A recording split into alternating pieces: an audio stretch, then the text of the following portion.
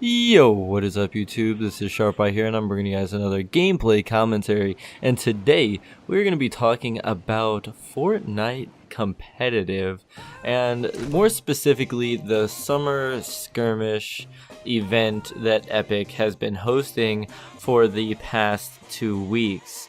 So essentially the summer skirmish in a nutshell has kind of been somewhat of a disaster.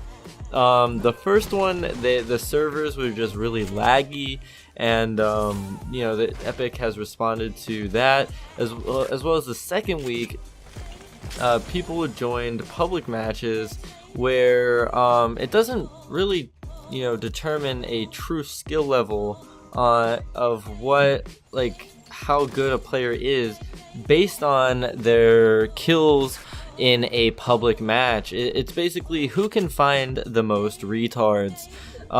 Personally, I have played Fortnite competitive.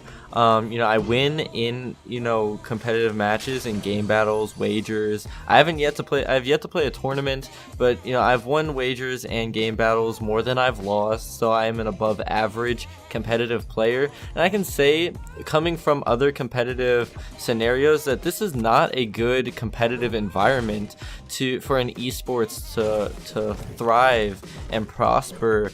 The biggest esport right now is probably between like Dota, StarCraft, and League of Legends is probably the biggest. So as you can see, they are competitive teams against competitive teams. So I think that Epic needs to make it pros versus pros. They did really good with the first week, but they wanted to continue to do it but differently the second week. They didn't want to fix the root cause of the issue. They wanted to create a quick workaround. So Epic's response to the first week is in quotations, "We believe that there are a number of factors that caused the poor server conditions during this event. This includes the number of players still alive in the later circles and the number of players that stayed connected and to spectate until the end, and the amount of dense building that occurred late in matches. Having significant prizes on the line, gameplay behavior significantly changed gameplay behavior significantly. We are curious to see how more elimination, heavy, intensive, influenced play, though we want to retain the core values and play experience that everyone else can relate to in-game." I know I kind of blotched that. I don't know if it was the wording or because I'm reading this in Notepad, so the font is weird. But basically what they're saying is the later circles were so populated with people because they didn't have to kill each other to win. They just had to actually win the match, or depending on their placement on the matches. I'm not sure exactly what the scoring system was, but kills were not a factor during the first week, so I think that could have played a little bit into it, and we'll get a little bit into what I think we should do to fix these issues. But essentially they're saying that late game there was a lot of building, a lot of people alive, and a lot of people spectating at the end, which caused the lag towards the end of the game. I think that also potentially could be a region-based thing. I'm not sure if that has an issue. I'm sure since Epic didn't mention it, that might not be an issue. However, that is definitely something that they can look into. So now let's go over to week number 2. The response for this is, "Hey all," this is way longer, so you guys are gonna be in for a treat right now with me reading this. "Hey all, we wanted to drop in with information regarding Fortnite or Friday's summer skirmish and performance of winner. I drop bodies in an effort to clarify some assumptions held by the community. So since I drop bodies was unable to stream the event due to a summer service rule requirement of a 2-minute stream delay, which people on console capture software cannot do and is not possible for non-affiliates on Twitch." So basically, since their rules do not stipulate that a participant must stream the event, they didn't want to exclude iDropBodies from this. He was invited. I'm just gonna summarize this because they did a lot of really technical things, but basically they were explaining that his performance did not prove any discrepancies from previous performances that he's done, as well as people were going on to Fortnite Tracker and saying that Fortnite Tracker says that his highest kill game was under 20, but Epic confirmed that, you know, it was above the 20 elimination mark, and that third-party tracking websites are not really that accurate. Even on the Fortnite Tracker website, it says that you have to be updating the website, so you have to be on the best wins page for that best win to, you know, register. So if he wasn't on that page when he got a 20+ win, it would not have updated on Fortnite Tracker's website. So they're saying basically that he didn't kill the same person more than once, as well as his performance is congruent, or at least is in line with his other performances. So they're not going to restrict people from, you know, having to stream the event. But a lot of people said that he was keyboarding. They said that they do not restrict input devices for players on our platforms. I guess you technically can use a mouse and keyboard is what they're saying. Okay, so it says this is something that I want to put in quotation because the mouse and keyboard was probably one of the biggest you know, accusations. So there's no evidence that would suggest to us that iDropBodies played the competition using a mouse and keyboard. Furthermore, we do not restrict input device for players on our platforms in an effort to promote accessibility for our audience. And then they basically go on to say, like, do not fucking accuse people of doing shit without any evidence, bitches. But in a professional manner. So I think that was pretty funny. The way that they put that, but basically the last little snippet is their primary goal is to support competition that is fun, inclusive, and in line with overall spirit of Fortnite. Unsportsmanlike conduct from participants is not within that spirit and will not be tolerated in Fortnite competition. So basically they're saying that they're making it inclusive with also trying to keep it fun and you know, light-spirited, so that it's not, you know, people like killing people in real life or something like that. So basically my proposed fix for these issues is to combine the 2 weeks to create a balanced, more monitorable competitive style gameplay. So the first thing is, in competitive, pros should play against pros. You have, you know, every esport, a pro is playing against a pro. Any sport, a pro is playing against a pro to make it competitive. There's no sport where a pro gets to play, you know, like a fucking high schooler, and then that's like the sport. There's no sport, there's no esport that's like that. Well, I mean, esports, I guess there might be high schoolers that play esports, but I'm talking about like high school level play. So like if you're on the high school basketball team, you know, pro basketball is not fucking how many points LeBron James can score on a fucking high school basketball team. Like, obviously he's gonna fucking destroy them because they're probably not even 6 foot yet because they haven't fully developed, and he has like 30 years of experience on them. So yeah, basically just make it pros versus pros. That you need to fix that mechanic first. You need to fix what was correct you need to fix what was wrong in the first week and not make a problem out of a non-problem. They made it a problem by switching the game style in the second week, in my opinion. You guys can post down in the comments what you guys think and what your guys' proposed fixes are. These are just mine.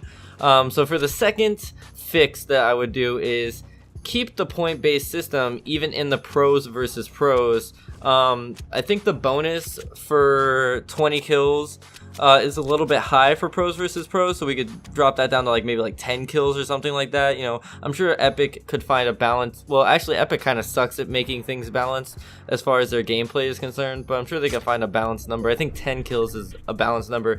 If you get 10 kills against pros, that's pretty fucking good in my opinion. As far as maybe a team, like if you do like a squads or duos, maybe up that to 15, but I'm not sure. Still, it is pros versus pros. 10 is still pretty high in a duo or squads.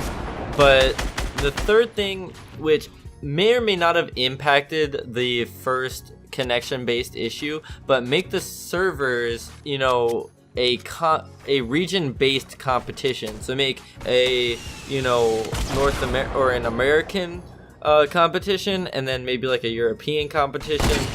I don't think there might be some people from like Australia. You could do like, you know, a you know, competition for them as well. But if you have someone from Australia connecting to a North American server, and then you have someone from Europe connecting to a North American server, and then you have people in North America, it's going to raise the ping of people in North America. And it's also to balance it, because there is in every game now lag compensation, which is, people thought it was introduced by Call of Duty. I don't think it was introduced by Call of Duty. I think it was I think it was just introduced, you know, across the entire platform of video games. But I think that the region definitely affects connection, because people were not having good ping in the middle of the game, or at the beginning of the game. So that's definitely something to keep in mind. You know, with the way that MLG did Call of Duty, they had region-based online you know, events, and then they would have LAN, which is international, which is my fourth thing, is make the LANs where the international competition should be held, instead of online making an international competition, which is not good for anyone. And then you also have number 5, where you have like a leaderboard of points to determine seeding for the LAN. So let's say a North American team got, you know, 40 kills in 10 matches, for instance, and they're the number 1 seed, and then a European team got what was number 1 for Europe with 25 kills.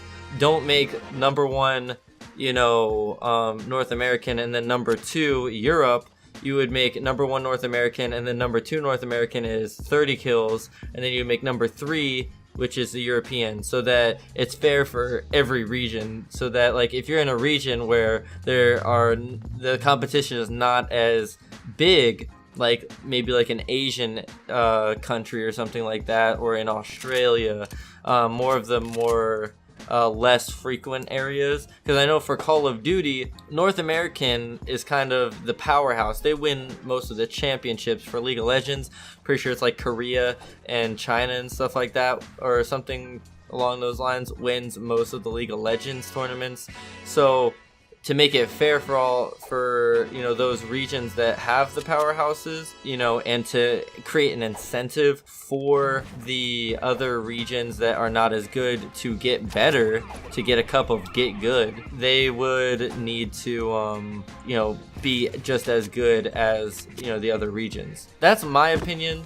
I think that all in all, the first thing is the most important, keeping it pros versus pros. Just as a competitive standpoint, for the money, it needs to be pros versus pros. Coming from a viewer standpoint, the second, and maybe even a lag standpoint, the second thing, which is keep a point-based system, that's so that the viewers can enjoy watching the game. I don't want to watch a game where someone sits in a fucking 1x1, like all these leaderboard squads that, you know, sit in a 1x1 for the entire circle, or like Tfue did, sit under, like, in the basement in retail. I don't want to watch that. No one wants to watch that. So that's why you have to make, you know, killing an incentive. You know, for other games like Call of Duty, you have to kill to get the objective to win. You know, for Fortnite, you don't have to kill anyone to win the game. All you have to do is kill one person. That person may have killed 14 people, but you killed him, so you get the win. That's not fair, because he did all the work for you. And so that's also from a competitive standpoint. I mean, it's strategy, however, it's kind of a fucked up strategy. And the third is more of like for the connection. The fourth is so that Europeans can, go up against North Americans and so on and so forth with all the other regions, to make it an international competition. And then the fifth is, to make it fair for everyone else. So these are my suggestions on how they can fix Fortnite competitive. I think it's just not, at a point where we can say that it's an esport yet. I don't think Fortnite competitive gameplay is an esport yet, in my personal opinion. With my esports background and my competitive play background, I think that these are good fixes. If you guys do think that this are good implementations, please share the video with people. We need to get Epic to see these criticisms so that they can know that what the community wants. They listen to the community when the community stands together, so we need to stand together to get them to hear this. If you guys did enjoy the video, please leave a like, and if you want Epic to see it, please share it on all social media, and leave a comment down in the bottom letting me know what you wanted to see changed. If you wanted to add stuff to mine, change some of my fixes, or if you don't like any of my fixes, why don't you like them? And other comments that you like, so that we can get some top comments, so that people can, so that the community can have a voice in this. I don't want to see Fortnite turn into another esport like Call of Duty, which is now dying. I want to see it thrive like League of Legends did and everything, and still does. So I hope you guys did enjoy the video. If you guys did, like I said, do all that shit. This is Sharp Eye. Peace.